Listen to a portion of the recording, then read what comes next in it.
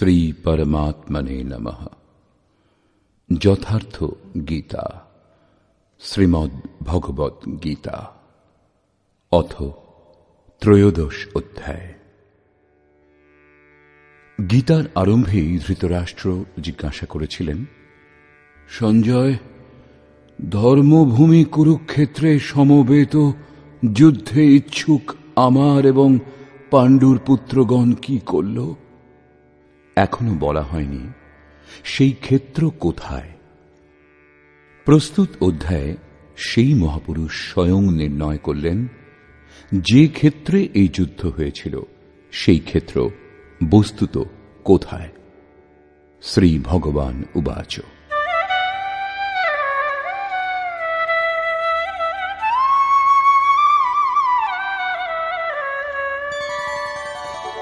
ইদং শরীরং কৌন্তেয় ক্ষেত্রমিত্যভিধীয়তে এতদ্यो वेत्ति तं प्राहुः ক্ষেত্রজ্ঞ ইতি তদ্বিদঃ। কৌন্তেয়, এই দেহটাই একটা ক্ষেত্র এবং যিনি একে উত্তম রূপে জানেন তিনি ক্ষেত্রজ্ঞ। তিনি এর মধ্যে আবদ্ধ নন, পরন্তু এর সঞ্চালক। সেই তত্ত্ববিদিত মহাপুরুষগণ এইরূপ বলেন। দেহ যখন একটাই, তখন তাতে ধর্মক্ষেত্র এবং কুরুক্ষেত্র এই দুই ক্ষেত্র একত্রে কিরূপে হওয়া সম্ভব? বস্তুত এই একটা দেহেরই অন্তরালে অন্তঃকরণের দুটি প্রবৃত্তি পুরাতন। প্রথমটি পুণ্যময় প্রবৃত্তি, দৈবী সম্পদ, যা পরম ধর্ম পরমাত্মাতে স্থিতি প্রদান করে, এবং দ্বিতীয়টি আসুরী সম্পদ, দোষযুক্ত দৃষ্টিকোণে যার গঠন হয়, যা এই নশ্বর সংসারে বিশ্বাস এনে দেয়। যখন আসুরী প্রবৃত্তির বাহুল্য ঘটে তখন এই দেহই কুরুক্ষেত্র, এবং যখন এই দেহেরই অন্তরালে দৈবী সম্পদের বাহুল্য ঘটে তখন এই দেহকেই ধর্মক্ষেত্র বলা হয়। এই ওঠানামা নিরন্তর চলতে থাকে, কিন্তু তত্ত্বদর্শী মহাপুরুষের সান্নিধ্যে থেকে যখন কোনো ব্যক্তি অনন্য ভক্তি সহকারে আরাধনায় প্রবৃত্ত হন, তখন দুটি প্রবৃত্তির মধ্যে নির্ণায়ক যুদ্ধের সূত্রপাত হয়। দৈবী সম্পদের ক্রমশ উত্থান এবং আসুরী সম্পদের পতন হয়। আসুরী সম্পদ সম্পূর্ণরূপে শান্ত হবার পর পরমের দিগদর্শনের অবস্থাতে সাধক এসে পৌঁছন। দর্শনের পরে দৈবী সম্পদের প্রয়োজনীয়তাও ফুরিয়ে যায়। অতএব দৈবী সম্পদও তখন পরমাত্মাতে বিলীন হয়। ভজনকর্তা পুরুষ পরমাত্মাতে স্থিতি লাভ করেন। একাদশ অধ্যায়ে অর্জুন দেখলেন যে কৌরব পক্ষের পর পাণ্ডব পক্ষেরও যোদ্ধা যোগেশ্বরে বিলীন হয়ে যাচ্ছেন। এই বিলীনের পরে পুরুষের যে স্বরূপ, সেই স্বরূপকেই ক্ষেত্রজ্ঞ বলে।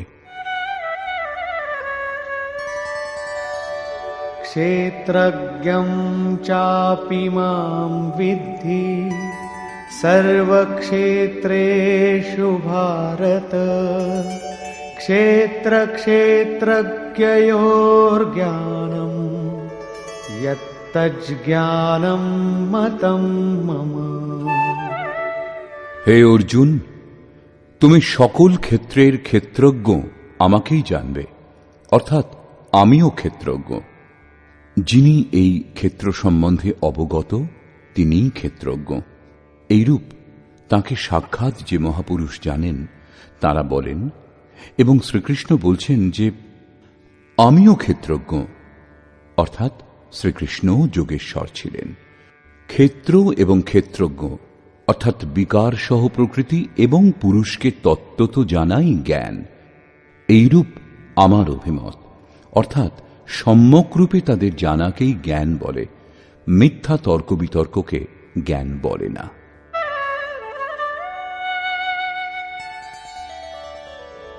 তৎক্ষেত্রং যচ্চ যাদৃক্ চ यद्विकारि यतश्च यत् स च यो यत्प्रभावश्च তৎসমাসেন মে শৃণু।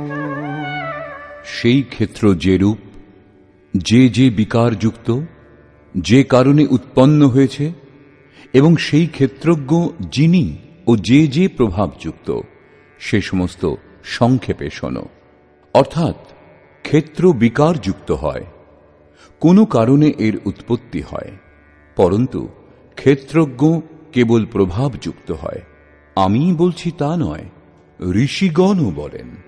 ঋষিভির্বহুধা গীতম ছন্দোভির্বিবিধৈঃ পৃথক্ ব্রহ্মসূত্রপदैश्चैव হেতুমদ্ভির্বিনিশ্চিতৈঃ। এই ক্ষেত্র ও ক্ষেত্রজ্ঞের তত্ত্ব ঋষিগণ বহু প্রকারে বর্ণনা করেছেন। নানা প্রকার বেদ মন্ত্র দ্বারা বিভাজিত করে বলা হয়েছে এবং উত্তম রূপে নিশ্চিত যুক্তিযুক্ত ব্রহ্মসূত্রের বাক্যসমূহ দ্বারাও এই তত্ত্ব নির্ণীত হয়েছে। অর্থাৎ বেদান্ত, মহর্ষি, ব্রহ্মসূত্র এবং আমি একই কথা বলছি। শ্রীকৃষ্ণ সেই কথাই বলছেন যা এরা সকলেই বলেছেন। দেহ অর্থাৎ ক্ষেত্র কি এতটাই যতটা দেখতে পাওয়া যায়? এই প্রসঙ্গে বলছেন,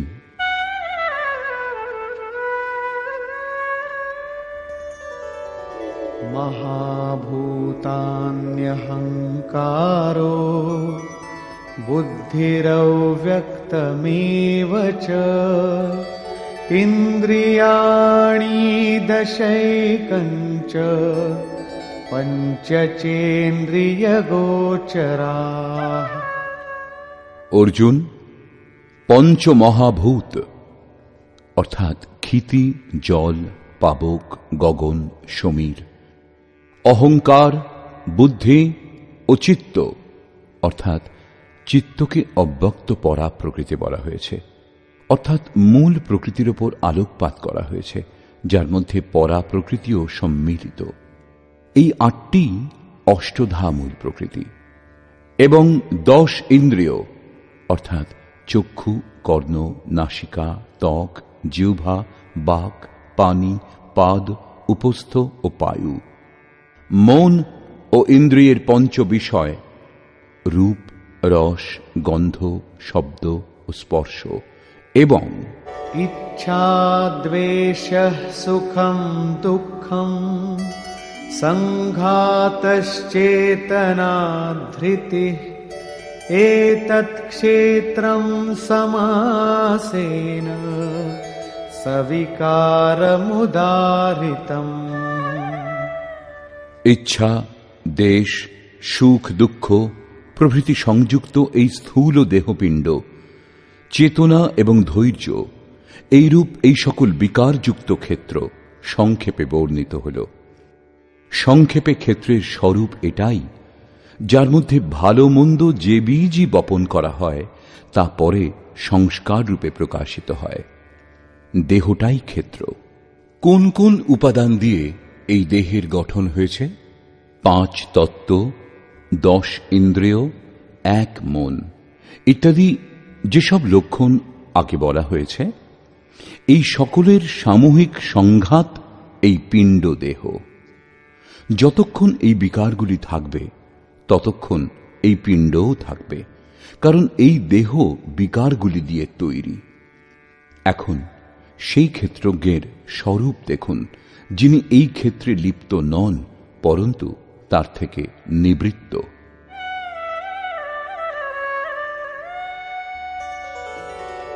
অমানিত্বমদম্ভিত্বম অহিংসা ক্ষান্তিরার্জবম আচার্যোপাসনম শৌচম স্থৈর্যমাত্মবিনিগ্রহ। হে অর্জুন, মান অপমানের অভাব, দম্ভশূন্যতা, অহিংসা অর্থাৎ নিজের এবং অন্যের আত্মাকে কষ্ট না দেওয়া অহিংসা, অহিংসার অর্থ কেবল এই নয় যে পিঁপড়ে মেরো না। শ্রীকৃষ্ণ বলছেন, নিজের আত্মাকে অধোগতিতে নিয়ে যাওয়া হিংসা এবং তার উত্থান শুদ্ধ অহিংসা। এইরূপ পুরুষ অন্যান্য আত্মার উত্থান হেতু উন্মুখ থাকেন। হ্যাঁ, এর আরম্ভ হয় কাউকে কষ্ট না দেওয়া থেকে। এটা তারই একটা অঙ্গ। অতএব অহিংসা, ক্ষমা, মৌন বাণীর সরলতা, আচার্য উপাসনা অর্থাৎ শ্রদ্ধা ভক্তিপূর্বক সদ্গুরুর সেবা এবং তার উপাসনা, পবিত্রতা, অন্তঃকরণের স্থিরতা, মন এবং ইন্দ্রিয় সহ দেহের নিগ্রহ এবং ইন্দ্রিয়ার্থেষু বৈরাগ্যম অনহংকার এব চ জন্ম মৃত্যু জরা ব্যাধি দুঃখ দোষানুদর্শনম। ইহলোক এবং পরলোকের দেখা শোনা সমস্ত ভোগের প্রতি আসক্তির অভাব, অভিমান শূন্যতা, জন্ম মৃত্যু, বৃদ্ধাবস্থা, রোগ ও ভোগাদিতে দুঃখ দোষের পুনঃ পুনঃ চিন্তন। আসক্তিরনভিষ্বঙ্গঃ পুত্রদার গৃহাদিষু নিত্যং চ সমচিত্তত্বম ইষ্টানিষ্টোপপত্তিষু। পুত্র, স্ত্রী, ধন ও গৃহাদিতে আসক্তির অভাব, প্রিয় এবং অপ্রিয়ের প্রাপ্তিতে সদা চিত্তের সমভাব। গৃহস্থের এই অবস্থার মধ্য দিয়েই ক্ষেত্রজ্ঞের সাধনা শুরু হয়। ময়ি চানন্যযোগেন ভক্তিরব্যভিচারিণী বিবিক্তদেশসেবিত্বম অরতির্জন সংসদী। আমাতে অনন্য যোগের সাহায্যে, শ্রীকৃষ্ণ যোগী ছিলেন, অর্থাৎ এইরূপ কোন মহাপুরুষে অনন্য যোগে অর্থাৎ যোগের অতিরিক্ত অন্য কিছু স্মরণ না করে অব্যভিচারিণী ভক্তি অর্থাৎ ইষ্টের অতিরিক্ত অন্য কোনো চিন্তা না আসা, নির্জনে বাস, মানুষের সমূহে বাস করার আসক্তি না হওয়া এবং অধ্যাত্মজ্ঞান নিত্যত্বম তত্ত্বজ্ঞানার্থদর্শনম এতজ্জ্ঞানমিতি প্রোক্তম অজ্ঞানম যদতোন্যথা। আত্মার আধিপত্যের জ্ঞানে এক রস স্থিতি এবং তত্ত্বজ্ঞানের অর্থস্বরূপ পরমাত্মার সাক্ষাৎকার, এই সকলকে জ্ঞান বলে এবং এর বিপরীত যা কিছু সমস্তই অজ্ঞান। এইরূপ বলা হয়েছে। সেই পরম তত্ত্ব পরমাত্মাকে সম্যকভাবে জানা জ্ঞান। চতুর্থ অধ্যায়ে তিনি বলেছিলেন, যজ্ঞ সম্পূর্ণ হবার পর পরিণামে যে জ্ঞানামৃত লাভ হয়, সেই জ্ঞানামৃত যিনি পান করেন তিনি সনাতন ব্রহ্মে স্থিতি লাভ করেন। অতএব ব্রহ্মকে সাক্ষাৎ করে যা জানা যায় তাকেই জ্ঞান বলে। এখানেও তাই বলছেন যে তত্ত্বস্বরূপ পরমাত্মার সাক্ষাৎকারের নাম জ্ঞান। এর বিপরীত সমস্ত কিছু অজ্ঞান, অমানিত্ব ইত্যাদি উপরোক্ত লক্ষণ এই জ্ঞানের পূরক। এই প্রশ্ন সম্পূর্ণ হল।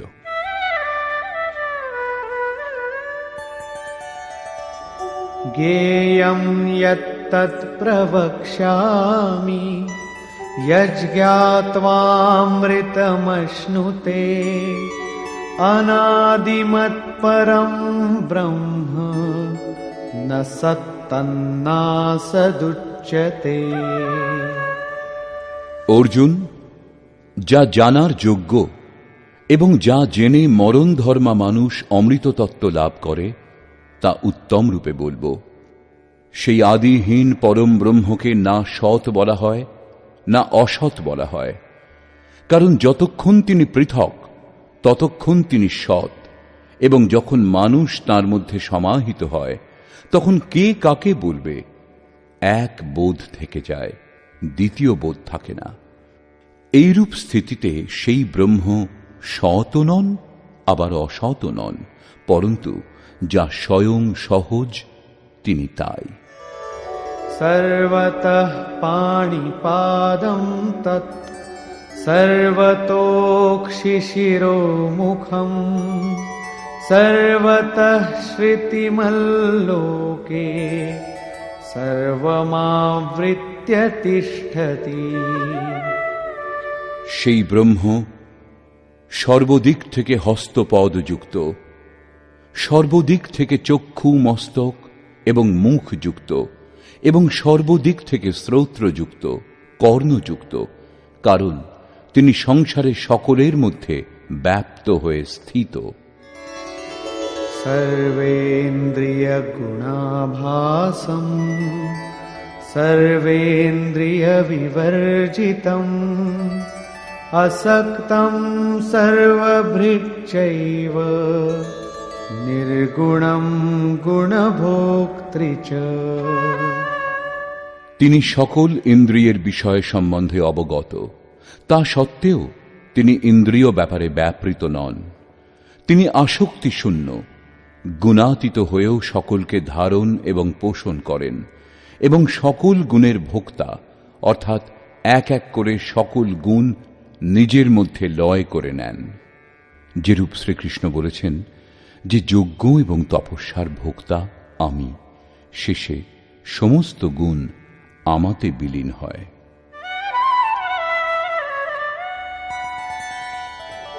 बहिरन्तश्च भूतानाम् अचरं चरमेव च सूक्ष्मत्वात् तदविज्ञेयम् दूरस्थं चान्तिके च तत्। সেই ব্রহ্ম সকল জীবধারীর ভিতরে বাইরে পরিপূর্ণ, চর ও অচর রূপও তিনি। সূক্ষ্ম বলে তাকে দেখা যায় না। ব্রহ্ম অবিজ্ঞেয়, মন ইন্দ্রিয়ের অতীত এবং অতি কাছে ও দূরে তিনি স্থিত।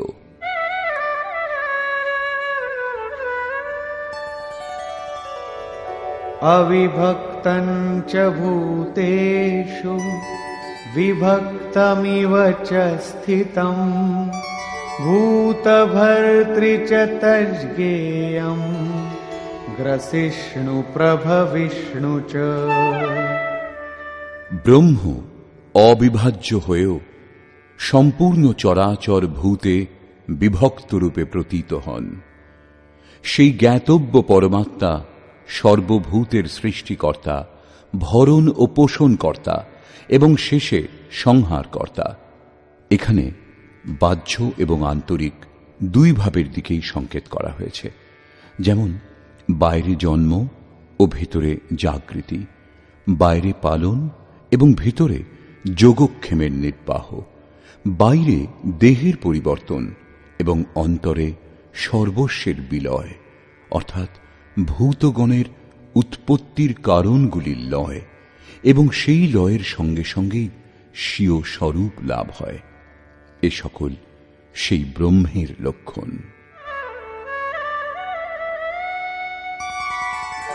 ज्योतिषामपि तज्ज्योतिः तमसः परमुच्यते ज्ञानं ज्ञेयं ज्ञानगम्यं हृदि सर्वस्य विष्ठितम्।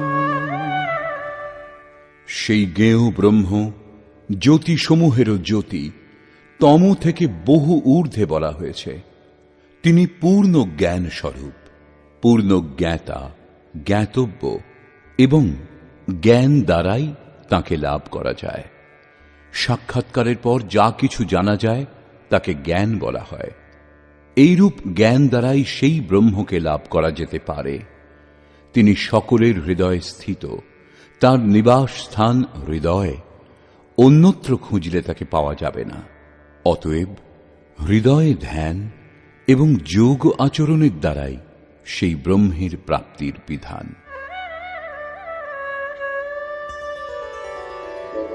ইতি ক্ষেত্রম তথা জ্ঞানম জ্ঞেয়ং চোক্তম সমাসতঃ মদ্ভক্ত এতদ্বিজ্ঞায় মদ্ভাবায়োপপদ্যতে। হে অর্জুন, এইরূপ ক্ষেত্র, জ্ঞান এবং জ্ঞেয় পরমাত্মার স্বরূপ সংক্ষেপে বলা হল, যা জানার পরে আমার ভক্ত আমার সাক্ষাৎ স্বরূপ লাভ করেন। যোগেশ্বর শ্রীকৃষ্ণ যাকে ক্ষেত্র বলেছিলেন তাকেই প্রকৃতি, এবং যাকে ক্ষেত্রজ্ঞ বলেছিলেন তাকেই এখন পুরুষ বলে ইঙ্গিত করলেন। প্রকৃতিম পুরুষম চৈব বিদ্যনাদি উভাবপি বিকারাংশ গুণাংশৈব বিদ্ধি প্রকৃতি সম্ভবান। এই প্রকৃতি ও পুরুষ উভয়কেই অনাদি বলে জানবে। এইরূপ বিকারসমূহ এবং ত্রিগুণ প্রকৃতি থেকেই উৎপন্ন বলে জানবে। कार्यकरण कर्तृत्वे हेतुः प्रकृतिरुच्यते पुरुषः सुख दुःखानां भोक्तृत्वे हेतुरुच्यते। কার্য এবং করণের, অর্থাৎ যার দ্বারা কার্য করা হয়, বিবেক, বৈরাগ্য ইত্যাদি, এবং অশুভ কার্য হওয়াতে কাম, ক্রোধ ইত্যাদি করণের উৎপত্তির প্রধান কারণ প্রকৃতি বলা হয়, এবং পুরুষ সুখ ও দুঃখের উপলব্ধির কারণ বলা হয়। প্রশ্ন ওঠে যে পুরুষ কি ভোগ করতেই থাকবে, অথবা এর হাত থেকে কখনো মুক্তিও পাবে? যখন প্রকৃতি ও পুরুষ উভয়ই অনাদি, তখন এদের হাত থেকে নিস্তার কিরূপে পাওয়া সম্ভব? এই প্রসঙ্গে বলছেন, পুরুষঃ প্রকৃতিস্থো হি ভুঙ্ক্তে প্রকৃতিজান গুণান কারণং গুণসঙ্গোস্য সদসদ্যোনি জন্মসু। পুরুষ প্রকৃতিতে অবস্থিত হয়ে প্রকৃতিজাত গুণসমূহের কার্যরূপ পদার্থ সকল ভোগ করেন, এবং এই গুণসমূহের সংযোগই এই জীবাত্মার উত্তম ও অধম যোনিতে জন্মগ্রহণের প্রধান কারণ। এই কারণ অর্থাৎ প্রকৃতির গুণসমূহের সঙ্গে সংযোগ সমাপ্ত হলেই জন্ম মৃত্যু থেকে মুক্তি পাওয়া যায়। এখন সেই পুরুষের ওপর আলোকপাত করলেন যে তিনি কিরূপে প্রকৃতিতে অবস্থিত। উপদ্রষ্টানুমন্তা চ ভর্তা ভোক্তা মহেশ্বরঃ পরমাত্মেতি চাপ্যুক্তো দেহেস্মিন পুরুষঃ পরঃ। সেই পুরুষ উপদ্রষ্টা, হৃদয় দেশে অতি সমীপে, হাত পা মন যত সমীপে তার চেয়েও অধিক সমীপে দ্রষ্টারূপে স্থিত। তার প্রকাশে আপনি ভালো করুন, মন্দ করুন, তাতে তার কোনো প্রয়োজন নেই। তিনি সাক্ষীরূপে স্থিত। সাধনা পথে সাধক যখন সঠিকভাবে সাধনা করে নিজের স্তর কিছুটা উন্নত করেন, তার দিকে এগিয়ে যান, তখন দ্রষ্টা পুরুষের ক্রম পরিবর্তন হয়। তিনি অনুমন্তা, অনুমতি প্রদান করতে শুরু করেন, অনুভব জাগিয়ে তোলেন। সাধন দ্বারা আরও নিকটে এগিয়ে ঘনিষ্ঠ হলে সেই পুরুষ ভর্তারূপে ভরণ পোষণ করেন এবং সাধকের যোগক্ষেমেরও দায়িত্ব গ্রহণ করেন। সাধনা আরও সূক্ষ্ম হলে তিনিই ভোক্তা হন। ভোক্তারম যজ্ঞ তপসাম, যজ্ঞ তপস্যা যা কিছু সম্ভব হয় সমস্তই সেই পুরুষ গ্রহণ করেন এবং যখন গ্রহণ করে নেন তখন তার পরের অবস্থাতে মহেশ্বরঃ মহান ঈশ্বর রূপে পরিণত হন। তিনি প্রকৃতির স্বামী রূপে প্রতিষ্ঠিত হন, কিন্তু এখনও প্রকৃতি জীবিত, তবেই তার স্বামী তিনি। এর থেকেও উন্নত অবস্থাতে সেই পুরুষ পরমাত্মেতি চাপ্যুক্ত, যখন পরমের সঙ্গে সংযুক্ত হন তখন তাকে পরমাত্মা বলা হয়। এই রূপে এই দেহে স্থিত হয়েও এই পুরুষ আত্মা পরঃ অর্থাৎ এই প্রকৃতির অতীত। পার্থক্য এই যে শুরুতে দ্রষ্টারূপে ছিলেন, ক্রমশ উত্থান হতে হতে পরমের স্পর্শ করে সাধকও পরমাত্মারূপে পরিণত হন।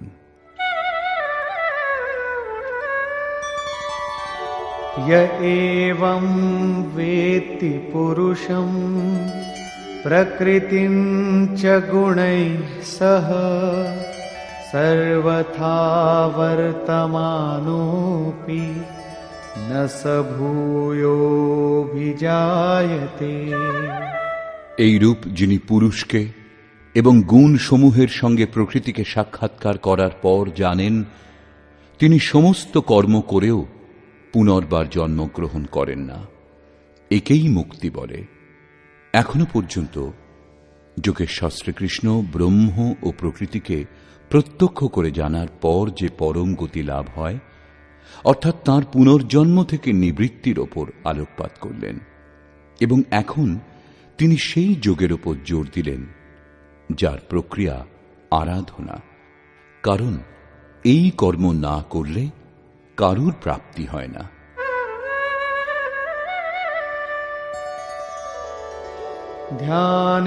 ध्यानेनात्मनि पश्यन्ति केचिदात्मानमात्मना अन्ये सांख्येन योगेन कर्मयोगेन चापरे। হে অর্জুন, সেই আত্মানম পরমাত্মাকে কতকগুলি মানুষ আত্মনা নিজের অন্তর্চিন্তনের সাহায্যে ধ্যানের দ্বারা আত্মনি হৃদয় দেশে দর্শন করেন।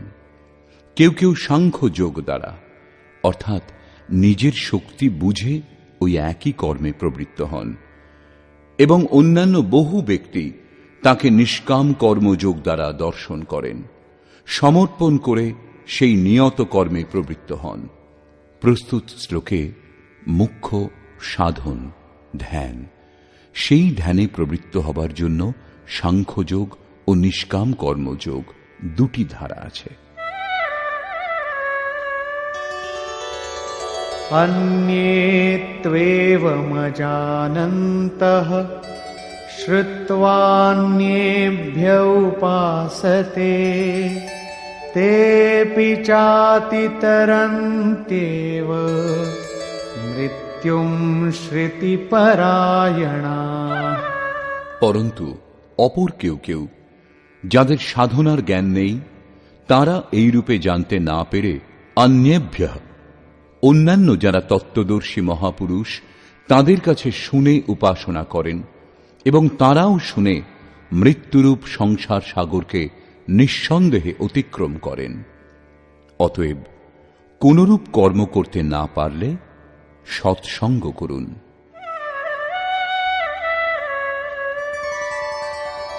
यावत् संजायते किञ्चित् सत्त्वं स्थावरजङ्गमम् क्षेत्रक्षेत्रज्ञसंयोगात् तद्विद्धि भरतर्षभ।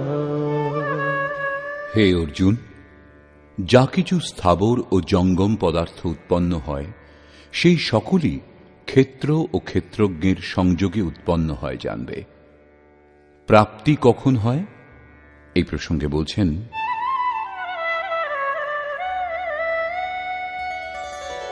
समं सर्वेषु भूतेषु तिष्ठन्तं परमेश्वरम् विनश्यत्स्व विनश्यन्तं यः पश्यति स पश्यति। যিনি বিনাশশীল চরাচর সর্বভূতে নির্বিশেষভাবে অবস্থিত অবিনাশী পরমেশ্বরকে দর্শন করেন, তিনি যথার্থ দেখেন। অর্থাৎ সেই প্রকৃতির নাশ হবার পরেই তিনি পরমাত্ম স্বরূপ, এর পূর্বে নয়। এই সম্বন্ধে অষ্টম অধ্যায়ে বলেছিলেন, ভূত ভাবোদ্ভব করো বিসর্গঃ কর্ম সঙ্গীতঃ। ভূতগণের সেই সমস্ত ভাব, যা ভালো অথবা মন্দ, যা কিছু সংস্কার সংরচনা করে, সেই সমস্ত লোপ হওয়াই কর্মের পরাকাষ্ঠা। সেই সময় কর্ম সম্পূর্ণ হয়। সেই কথাই এখানেও বলছেন। যিনি চরাচর ভূতকে ধ্বংস হতে দেখেন এবং পরমেশ্বরকে সমভাবে স্থিত দেখেন, তিনি যথার্থ দেখেন। समं पश्यन् हि सर्वत्र समवस्थितमीश्वरम् न हि नस्त्यात्मनात्मानं ततो याति परां गतिम्। কারণ সেই সমদর্শী পুরুষ সর্বত্র নির্বিশেষ রূপে অবস্থিত পরমেশ্বরকে তিনি যে রূপ, সেই রূপ দর্শন করেন। সেই জন্য নিজে নিজেকে ধ্বংস করেন না। কারণ যা ছিল তাই তিনি দেখেছিলেন, সেই জন্য তিনি পরম গতি লাভ করেন। প্রাপ্তিযুক্ত পুরুষের লক্ষণ বলছেন।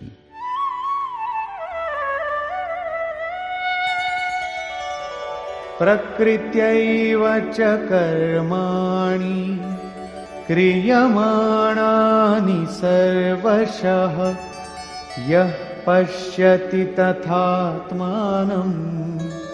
अकर्तारं स पश्यति। যে পুরুষ সকল কর্ম প্রকৃতি দ্বারাই সর্বপ্রকারে সংঘটিত হতে দেখেন, অর্থাৎ যতক্ষণ প্রকৃতি বিদ্যমান ততক্ষণ কর্ম হতে দেখেন এবং আত্মাকে অকর্তা রূপে দেখেন, তাঁর দেখাটাই যথার্থ।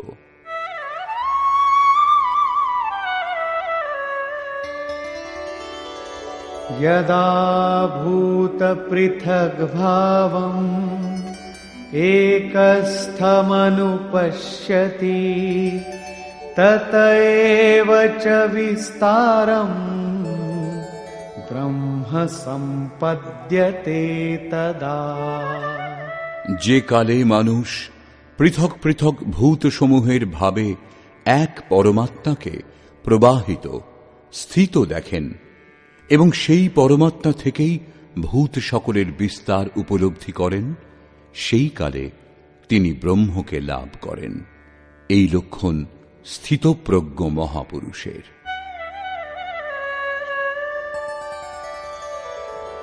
अनादित्वान् निर्गुणत्वात् परमात्मायमव्ययः शरीरस्थोऽपि कौन्तेय न करोति न लिप्यते। কৌন্তেয়, এই অবিনাশী পরমাত্মা অনাদি ও নির্গুণ। সেই জন্য তিনি দেহে অবস্থিত হলেও বাস্তবে কোনো কর্ম করেন না এবং লিপ্তও হন না। কিরূপে? यथा सर्वगतं सौक्ष्म्याद् आकाशं नोपलिप्यते सर्वत्रावस्थितो देहे तथात्मानोपलिप्यते। যেমন সর্বব্যাপী আকাশ সূক্ষ্ম বলে লিপ্ত হয় না, তদ্রূপ সকল প্রকার দেহে অবস্থিত হয়েও আত্মা গুণাতীত বলে দৈহিক গুণসমূহে লিপ্ত হন না। আরো বললেন, यथा प्रकाशयत्येकः कृत्स्नं लोकमिमं रविः क्षेत्रं क्षेत्री तथा कृत्स्नं प्रकाशयति भारत। অর্জুন, যেরূপ একমাত্র সূর্য সমগ্র জগৎকে আলোকিত করে, সেইরূপ এক আত্মা সমস্ত ক্ষেত্রকে প্রকাশিত করে। অবশেষে বললেন, क्षेत्र क्षेत्रज्ञयोरेवम् अन्तरं ज्ञानचक्षुषा भूतप्रकृतिमोक्षं च ये विदुर्यान्ति ते परम्।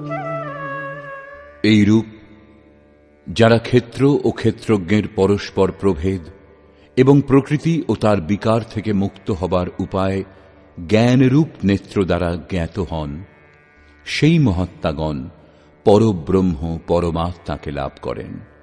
অর্থাৎ ক্ষেত্র ক্ষেত্রজ্ঞকে জ্ঞানচক্ষু দ্বারা দেখা যায় এবং জ্ঞান সাক্ষাৎকারের পর্যায়ভুক্ত। নিষ্কর্ষ: গীতাশাস্ত্রের শুরুতে ধর্মক্ষেত্র কুরুক্ষেত্রের নাম উল্লেখ করা হয়েছে, কিন্তু সেই ক্ষেত্র বস্তুত কোথায়, সেই স্থান সম্বন্ধে বলা বাকি ছিল, যা শাস্ত্রকার স্বয়ং প্রস্তুত অধ্যায়ে স্পষ্ট করেছেন। কৌন্তেয়, এই দেহটাই একটা ক্ষেত্র। যিনি একে জানেন তিনি ক্ষেত্রজ্ঞ। তিনি এই ক্ষেত্রে লিপ্ত নন, নির্লিপ্ত, এর সঞ্চালক। অর্জুন, সকল ক্ষেত্রে আমিও ক্ষেত্রজ্ঞ। অন্যান্য মহাপুরুষগণের সঙ্গে নিজের তুলনা করলেন। এতে স্পষ্ট হয় যে শ্রীকৃষ্ণও যোগী ছিলেন, কারণ যিনি জানেন তিনিই ক্ষেত্রজ্ঞ, এই কথা মহাপুরুষগণ বলেছেন। আমিও ক্ষেত্রজ্ঞ, অর্থাৎ অন্য মহাপুরুষের মতোই আমি। অতএব ক্ষেত্র যেরূপ যে যে বিকারযুক্ত, ক্ষেত্রজ্ঞ যে যে প্রভাবযুক্ত, তার উপর আলোকপাত করলেন। শুধু যে আমি বলছি তা নয়, মহর্ষিগণও তাই বলেছেন। বেদের ছন্দগুলিতেও একেই বিভাজিত করে দেখানো হয়েছে। ব্রহ্মসূত্রেও সেই সমস্তের উল্লেখ আছে। দেহ অর্থাৎ যা ক্ষেত্র, তা কি এতটাই যতটা চোখে পড়ে?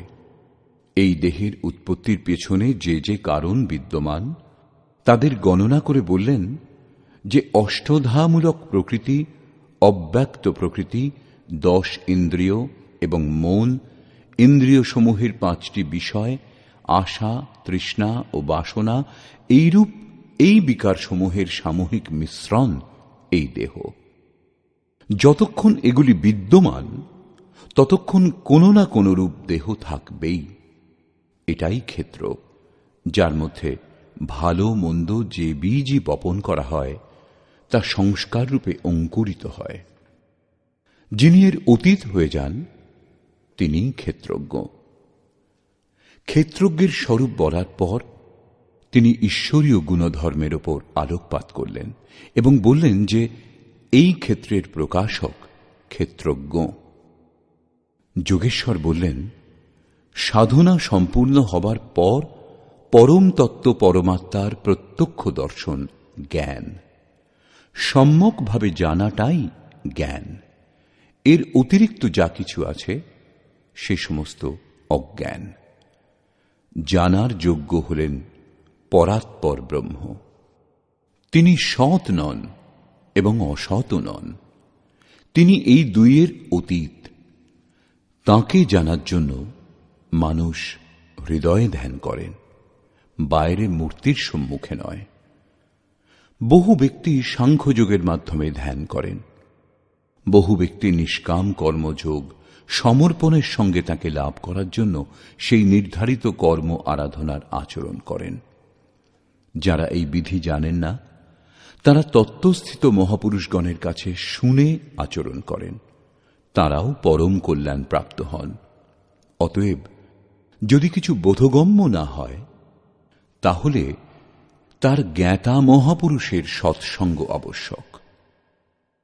স্থিতপ্রজ্ঞ মহাপুরুষের লক্ষণ বলার পর যোগেশ্বর শ্রীকৃষ্ণ বললেন, যেরূপ আকাশ সর্বব্যাপী হয়েও নির্লিপ্ত, সূর্য যেরূপ সর্বত্র প্রকাশিত করেও নির্লিপ্ত, সেইরূপ স্থিতপ্রজ্ঞ পুরুষ সর্বত্র সম ঈশ্বর যেরূপ তদ্রূপ দেখার ক্ষমতা যার, তিনি ক্ষেত্র থেকে অথবা প্রকৃতি থেকে সম্পূর্ণরূপে নির্লিপ্ত। অবশেষে তিনি নির্ণয় করে বললেন যে ক্ষেত্র ও ক্ষেত্রজ্ঞকে জ্ঞানরূপ নেত্র দ্বারাই জানা সম্ভব। জ্ঞান, যেমন পূর্বে বলা হয়েছে, সেই পরমাত্মাকে প্রত্যক্ষ দর্শন করে জানাটাই জ্ঞান। শাস্ত্র সকল মুখস্থ করে আবৃত্তি করাকে জ্ঞান বলে না, পরন্তু অধ্যয়ন এবং মহাপুরুষগণের কাছে সেই কর্মকে বুঝে সেই কর্মের আচরণ করে মন এবং ইন্দ্রিয়সমূহ নিরুদ্ধ এবং নিরুদ্ধের বিলয়কালে পরম তত্ত্বকে দর্শন করে যে অনুভূতি হয়, সেই অনুভূতির নাম জ্ঞান। ক্রিয়া আবশ্যক। বর্তমান অধ্যায়ে মুখ্যত ক্ষেত্রজ্ঞের বিস্তারপূর্বক বর্ণনা করা হয়েছে। বস্তুত ক্ষেত্রের স্বরূপ ব্যাপক হয়। দেহ বলা সোজা, কিন্তু এই দেহের সম্বন্ধ কত দূর পর্যন্ত বিস্তৃত? বলা যেতে পারে সমগ্র ব্রহ্মাণ্ড মূল প্রকৃতির বিস্তার। আপনার দেহের বিস্তার অনন্ত অন্তরিক্ষ পর্যন্ত। তার দ্বারা আপনার জীবন উর্জ্বস্বিত। তাদের ত্যাগ করে আপনি জীবিত থাকতে পারেন না।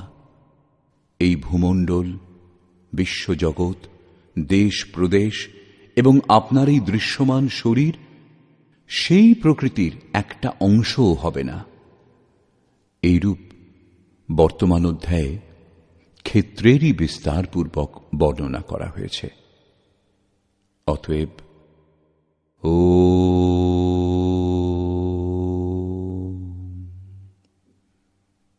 এই প্রকার শ্রীমদ্ ভগবদ্ গীতারূপী উপনিষদ এবং ব্রহ্মবিদ্যা তথা যোগশাস্ত্র বিষয়ক শ্রীকৃষ্ণ ও অর্জুনের সংবাদে ক্ষেত্র ক্ষেত্রজ্ঞ বিভাগ যোগ নামক ত্রয়োদশ অধ্যায় সম্পূর্ণ হল।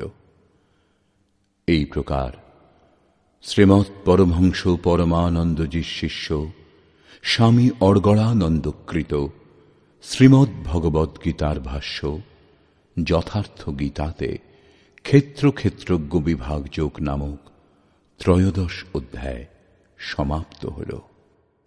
হরি ওম